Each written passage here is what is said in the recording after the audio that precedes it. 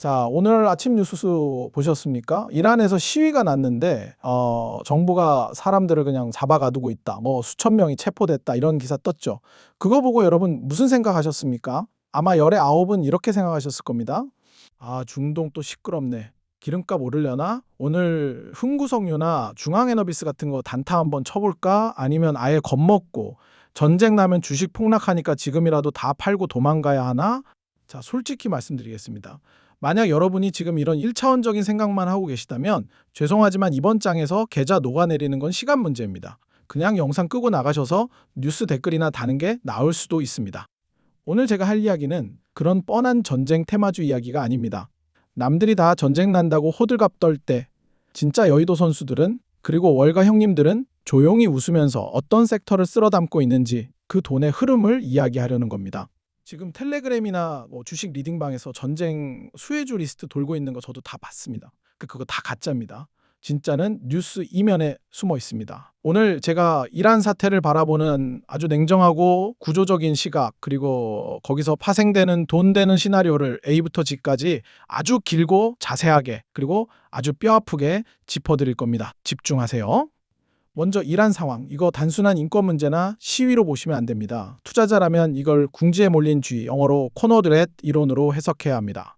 지금 이란 경제 완전히 박살났습니다. 리알화 가치는 휴지 조각이고 물가는 천정부지로 치솟고 국민들은 굶주리다 못해 거리로 뛰쳐나왔습니다. 독재 정권이 가장 두려워하는 게 뭔지 아십니까? 바로 내부의 분열입니다. 역사적으로 내부 통제력을 상실한 독재 정권이 마지막에 선택하는 카드는 항상 똑같습니다. 바로 외부의 적을 만드는 겁니다. 우리가 지금 이렇게 힘든 건 무능한 정부 때문이 아니라 저 사악한 미국 때문이고 이스라엘 때문이다. 이런 논리를 만들려면 어떻게 해야겠습니까? 그렇죠. 도발을 해야 합니다. 호르무즈 해협을 봉쇄해서 전 세계 물류의 목을 조르거나 옆 동네 잘 사는 사우디나 UAE의 유전시설을 드론으로 때려버리는 겁니다. 내가 죽을 거면 너희도 같이 죽자는 식의 자폭 전략. 이게 바로 우리가 가장 경계해야 할 지정학적 리스크의 진짜 트리거입니다. 대부분의 개미들은 에이, 설마 요즘 세상에 진짜 전면전이 나겠어? 하고 안일하게 생각합니다. 근데 투자판에서는 그 설마가 사람 잡습니다. 이란이 미사일 버튼을 누르는 순간 유가가 배럴당 100불, 120불 뚫는 건 일도 아닙니다. 자, 여기서 중요한 건 유가가 오른다는 사실 그 자체가 아닙니다. 그래서 누가 돈을 버느냐입니다. 중동 기름길이 막히면 전 세계가 누구를 쳐다볼까요? 사우디? 아니요, 거기도 위험하잖아요. 바로 미국입니다. 미국의 셰일 기업들, 텍사스 퍼미안 분지에 있는 파이프라인들은 이란 미사일 사정권 밖에 있습니다. 그리고 미국은 이제 에너지 자립국입니다. 남의 나라 전쟁 때문에 기름 못 쓸 걱정이 없는 나라란 말입니다. 그럼 답 나왔죠. 엑슨모빌이나 쉐브론 같은 미국 메이저 에너지 기업들, 얘네들은 가만히 앉아서 돈복사가 되는 구조가 만들어지는 겁니다. 경쟁자인 중동 산유국들이 지정학적 리스크로 허덕일 때 미국 기업들은 안보 프리미엄까지 받으면서 시장 점유율을 늘리는 겁니다. 이게 바로 지정학적 해자라는 겁니다. 그러니까 유가 오른다고 무지성으로 선물 매수 버튼 누르지 마시고 구조적으로 이득을 볼 수밖에 없는, 망할 걱정 없는 미국 우량 에너지주나 관련 ETF를 포트폴리오에 보험으로 깔아두라는 겁니다. 두 번째, 방산 이야기 좀 합시다. 제발 방산주를 무슨 북한이 미사일 쏘면 잠깐 올랐다 빠지는 반짝 테마주로 취급하지 마세요. 지금 글로벌 방산 시장은 완전히 판이 바뀌었습니다. 이건 이제 슈퍼 사이클이고 더 나아가서 구독 경제 모델이 됐습니다. 이란이 전쟁을 수행하는 방식을 보세요. 비싼 전투기 안 띄웁니다. 몇백만 원, 몇천만 원짜리 싸구려 드론을 떼거지로 날려보냅니다. 근데 이걸 막아야 하는 사우디나 이스라엘 입장을 생각해 보세요. 저거 막으려면 한 발에 수억 원, 수십억 원 하는 요격 미사일을 쏴야 합니다. 가성비가 안 맞죠. 안 맞아도 어쩌겠습니까? 안 쏘면 유전이 터지고 도시가 불타는데 울며 겨자 먹기로 계속 쏘아 올려야 합니다. 이게 무슨 뜻이냐? 미사일이 이제는 한번 사놓고 창고에 쟁여두는 내구재가 아니라 계속 써서 없애고 다시 채워 넣어야 하는 소모품이 됐다는 겁니다. 면도기 팔고 면도날 계속 파는 비즈니스랑 똑같아진 겁니다. 로키드 마틴, RTX 같은 미국 방산 대장주들 재무제표 한번 열어보세요. 지금 주문하면 물건 받는데 5년 걸립니다. 수주 잔고가 꽉 차서 터질 지경이에요. 없어서 못 팝니다. 여기서 우리 한국 기업들, K방산의 기회가 오는 겁니다. LIG 넥스원이나 한화에어로스페이스가 왜 잘 나가는지 아십니까? 단순히 가격이 싸서 천만에요. 미국이랑 유럽 형님들이 지금 우크라이나 지원하느라 자기들 무기 채우느라 생산 라인이 꽉 찼거든요. 근데 중동 국가들은 당장 이란이 드론 날리는데 5년 뒤에 무기 준다고 하면 기다리겠습니까? 당장 내일이라도 물건 줄 수 있는 곳을 찾겠죠. 그게 바로 한국입니다. 성능 좋고 납기 빠르고 가격 합리적이다. 이건 단순한 호재가 아니라 글로벌 공급망 재편 과정에서 한국이 구조적인 수혜를 입는 겁니다. 그러니까 방산주는 떨어질 때마다 모아가야 하는 섹터지 단타치고 빠지는 섹터가 아니란 말입니다. 세 번째, 이게 오늘 제일 중요한 이야기일 수도 있습니다. 여러분, 전쟁 나고 세상이 시끄러우면 다들 안전자산 찾으시죠? 그래서 뭐 하십니까? 달러 바꾸고 금 사시죠? 좋습니다. 달러, 금 다 좋습니다. 그런데 제가 하나 물어보겠습니다. 달러로 바꿔서 그냥 통장에 넣어 두실 겁니까? 그건 하수나 하는 짓입니다. 이란 사태가 악화돼서 유가가 100불 넘어가면 무슨 일이 벌어질까요? 자, 물가가 오르겠죠. 인플레이션이 다시 튀어오릅니다. 그럼 연준 파월 의장이 금리를 내릴 수 있을까요? 못 내립니다. 오히려 고금리 더 길게 가져가겠다고 겁을 주겠죠. 고금리가 길어지면 누가 죽어나갈까요? 빚으로 연명하는 부실한 기업들, 당장 돈은 못 벌면서 꿈만 먹고 사는 성장주들은 이자 비용 못 감당하고 다 나자빠집니다. 하지만 반대로 현금이 산더미처럼 쌓여있는 기업들이 있습니다. 마이크로소프트, 애플, 구글 같은 빅테크 기업들입니다. 얘네들은 금리가 오르든 말든 상관없습니다. 빚이 없으니까요. 오히려 은행에 넣어둔 현금에서 이자가 더 많이 들어옵니다. 그리고 전쟁이 나도 사람들은 아이폰 쓰고 클라우드 씁니다. 즉 지금 시대의 진정한 안전자산은 달러 현금이 아니라 달러로 매수한 미국 빅테크입니다. 저는 이걸 퀄리티 그로스, 즉 질 좋은 성장주라고 부릅니다. 남들이 공포에 질려서 주식 던질 때 여러분은 환전한 달러로 나스닥 100이나 미국 우량주 ETF를 적립식으로 사모으셔야 합니다. 전쟁이 끝나고 금리가 잡히면 가장 빠르고 강력하게 튀어오를 놈들이 바로 그놈들이니까요. 마지막으로 신흥국 투자 이야기 잠깐 하겠습니다. 가끔 저한테 베트남 펀드 어떠냐, 인도 지금 들어가도 되냐, 브라질 국채 사도 되냐 물어보시는 분들 계십니다. 솔직히 까놓고 말해서 지금 같은 지정학적 위기 상황에 굳이 왜 거기까지 기웃거립니까? 신흥국들 대부분이 에너지 수입국입니다. 기름 한 방울 안 나는 나라들이라고요. 유가 오르면 무역 수지 박살나고 환율 급등해서 나라 경제 휘청거립니다. 한국도 마찬가지 아니냐고요? 맞습니다. 한국도 기름 수입국이죠. 이미 여러분은 한국에 살고 한국 직장 다니고 원화 자산 가지고 있으면서 에너지 리스크에 온몸으로 노출되어 있습니다. 근데 여기에 인도 펀드, 베트남 주식까지 얹으면 그건 분산 투자가 아니라 리스크를 더블, 트리플로 짊어지는 꼴입니다. 신흥국 투자는 한국 하나로 충분합니다. 굳이 하고 싶으시다면 한국 안에서 이 위기를 기회로 바꾸는 섹터를 찾으세요. 아까 말한 방산주, 그리고 또 하나가 조선이랑 해운입니다. 홍해에 막히고 호르무즈 막히면 배들이 어디로 갑니까? 아프리카 희망봉으로 뺑 돌아가야 합니다. 그럼 운송 시간 길어지고 배가 부족해지죠. 당연히 해상운임이 폭등합니다. HMM이나 펜오션 같은 해운주, 그리고 LNG선 만드는 조선주들은 이런 물류 대란이 오면 실적이 좋아질 수밖에 없습니다. 멀리 있는 브라질 보지 마시고 아는 동네에서 확실한 기회를 찾으세요. 자, 정리하겠습니다. 자, 오늘 내용 길었지만 핵심은 간단합니다. 쫄지 마십시오. 뉴스 보고 공포에 질려서 도망가는 건 누구나 할 수 있습니다. 하지만 위기는 위험과 기회의 합성어입니다. 누군가는 공포에 떨며 주식을 던질 때 누군가는 이 구조를 꿰뚫어보고 그 물량을 받아냅니다. 여러분의 포트폴리오를 지금 당장 점검해 보세요. 기름값 오르면 망할 기업들, 빚 많은 잡주들이 들어있지는 않은지, 그리고 전쟁이 나도 끄떡없는 미국의 현금 부자 기업들, 에너지가 무기가 되는 시대에 웃을 수 있는 에너지와 방산 기업들이 얼마나 들어있는지 체크하십시오. 지금은 어설픈 잡기술이 통하는 장이 아닙니다. 진짜 퀄리티만 살아남는 장입니다. 멘탈 꽉 잡으시고 오늘 제가 말씀드린 이 구조적인 흐름 꼭 기억하시기 바랍니다. 자, 잠깐만요. 아직 영상 끄지 마세요. 지금부터 진짜 중요한 이야기, 구체적인 행동 강령 들어갑니다. 앞부분이 거시적인 전략이었다면 지금부터는 여러분 계좌를 지키는 디테일한 전술입니다.